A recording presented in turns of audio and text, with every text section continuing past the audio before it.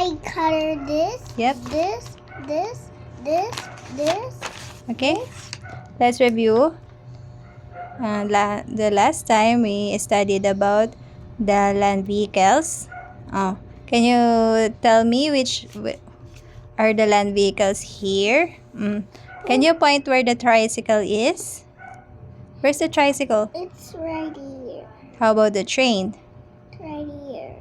How about the car? It's right here. How about the bus? It's right here. How about the horse cart? It's over here. How about the jeepney? It's over here. Good. And the next day, we studied about the mode of transportation used on the water. And what are those mode of transportation? Where is the raft? Can you point the raft? Good. Where is the ship? Good. How about the sailboat? Good. How about the speedboat? Speedboat. Right? How about the motorboat? Good. And the boat? Okay. And today, we're going to study about this. Wait lang. About these ones, okay? These are the means of air transportation. Air. Say air transportation. Air. It's flying. Yeah, it's flying. This Oh, one what are is those air transportation? This one is a helicopter. You say it. flying. Helicopter. This one is an Plane. airplane. Airplane. And this one is a hot air balloon. Hot air balloon. Can you color each one of them? Yes, can I color it harder? Yep. And I'm gonna tell you about each one. This is a helicopter and it can carry few people lang, unlike the airplane that carries many people. Do you want to ride the helicopter or the airplane? Airplane. Airplane. Have you seen a helicopter before? Not yet. How about an airplane? Did you see an airplane before? Yes. Yes. How about a hot air balloon? Have you seen it already? Not yet. It's beautiful. Yes. It flies around. Yeah. And it.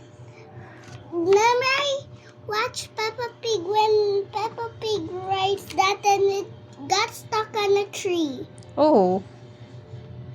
That's very dangerous. Can you color it, the whole thing? The whole helicopter?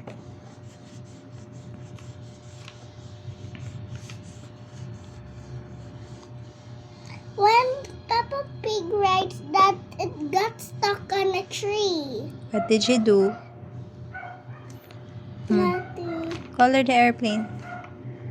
How did she come out? A plane? She come out by a plane or a helicopter? A helicopter is smaller. Do you remember when the Daddy Pig drive the helicopter? You seen it before? Yes. No. Look, there's a toy. No, it's an airplane toy. Airplane toy. Yep, this one is long and big. And this one is short and smaller. And this hot air balloon is so big. It uses fire to come up and uses hot air to come up. Where? Up the air. Clouds? The sky. Sky? Airplane comes from us to the clouds. Have you seen Daddy's videos when he's over the clouds? Yes. Do you want to ride the airplane someday? Yes. When we're going to Jollyland. Jollyland? Jollyland is so It's so near. We don't need to ride the airplane na. Why? It's near. You can use the car. You use the airplane when you go to a far place. And usually, it's in between bodies of water. And you use it to go Mommy, and fast. Color. Because when you go by land, there's so many traffic and then you can't go as fast as the airplane. Done na? Can you point the hot air balloon? Where's the hot air balloon? Over here. How about the airplane? Over here. How about the helicopter? It's over here. Good job. Next.